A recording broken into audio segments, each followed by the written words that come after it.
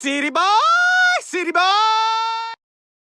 Ladies and gentlemen, it's your boy, Nate the Great, back with another video. And today we're going to go ahead and talk about WWE's latest new signing, that being that of Ricky Starks, okay? Now, if you don't know, there's a trend that's been going on from Triple H and the WWE regime over the last couple of years, where pretty much anybody that leaves AEW, they get a big ticket right on up to WWE. All right, and here's the thing. All right, I don't. There's no reason to get excited about any of these signings that happen. Okay, we see what happened. The best signing so far from AEW as far as accolades and whatever and whatnot go is gonna be Cody Rhodes, right? And Cody Rhodes, obviously, he used to be a WWE superstar before he went to AEW, or not went to, before he created AEW, right? We had Cody Rhodes, and he's the best example of what an AEW superstar can achieve in the WWE. WWE Championship, couple of Royal Rumbles, sounds all good. But when you mix in the fact that there's no good storytelling going on in the WWE currently, right?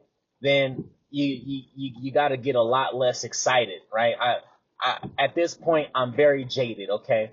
And I'm going to explain why I use that term, okay? Because we had a superstar in the making by the name of Jade Cargill, who was absolutely booked into oblivion, all right, by the likes of Triple H, okay?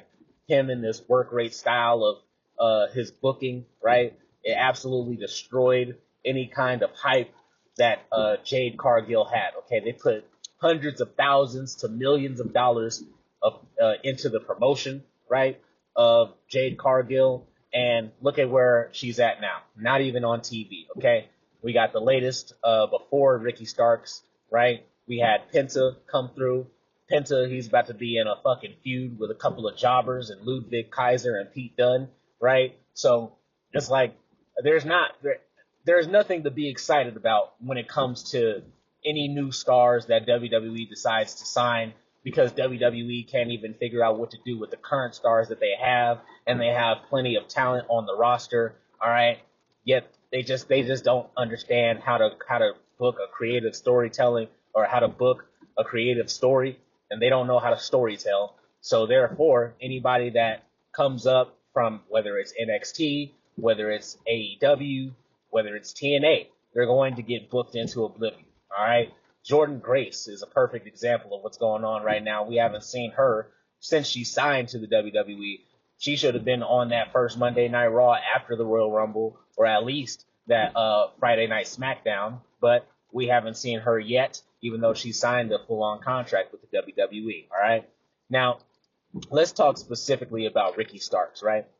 Ricky Starks, in AEW, I liked him, right? He's a decent character as far as how they were booking him over there. But here's the problem: Ricky Starks, there's nothing special about him. Okay, there's nothing that pops out to you when you see somebody like Ricky Starks. He has decent promo ability. Okay, decent promo ability. He is no CM Punk, or a la 2011, right? He's no Rock. He's no Stone Cold. He's no John Cena. He's hardly even a Miz. Okay, if I could give him somebody who I would compare him to as far as promo skills, it probably would be the Miz. Okay, and sure, the Miz has had a lot of success throughout his career, but once again, we're in the Triple H regime right now. We're not in the Vince McMahon regime anymore. We're not in that era anymore.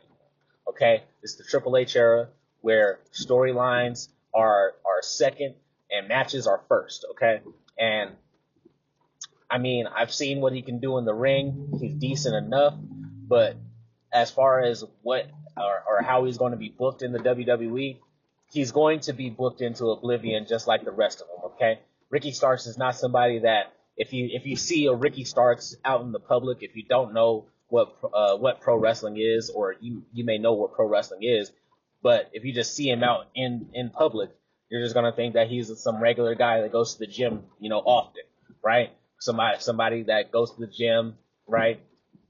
He's okay looking, I guess, right? But you're not gonna sit here and think, oh, that guy's a pro wrestler, or that guy's a professional athlete of any kind. He's just a guy that goes to the gym, right? You're not gonna think of Ricky Starks as somebody that pops out to you, especially when you turn on the TV screen and if you see a Ricky Starks on the TV screen cutting a promo, okay? He's not gonna be somebody that pops out to you that makes you stop and watch and see what's going on, okay? Ricky Starks is just another average guy, all right? Like I said, decent enough in the ring, decent enough in the promo, but this is nothing new, all right?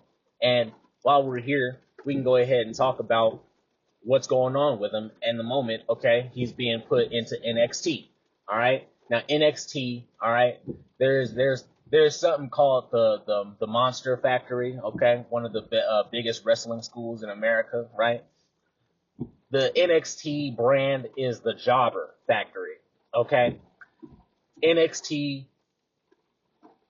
creates nothing but glorified jobbers, okay?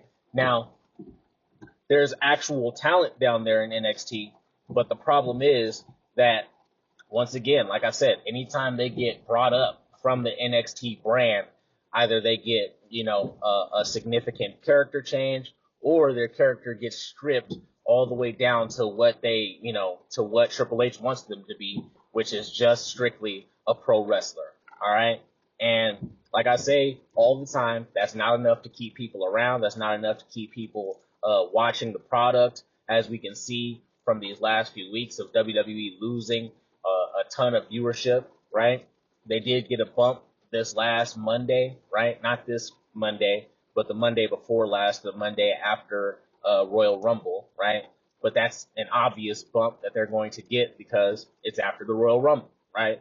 It's people are going to tune in to see, all right, well, what happened at the Royal Rumble? Let's see if we missed anything. I'm sure a lot of people saw that Jey Uso won, so they wanted to see what was going on there, right?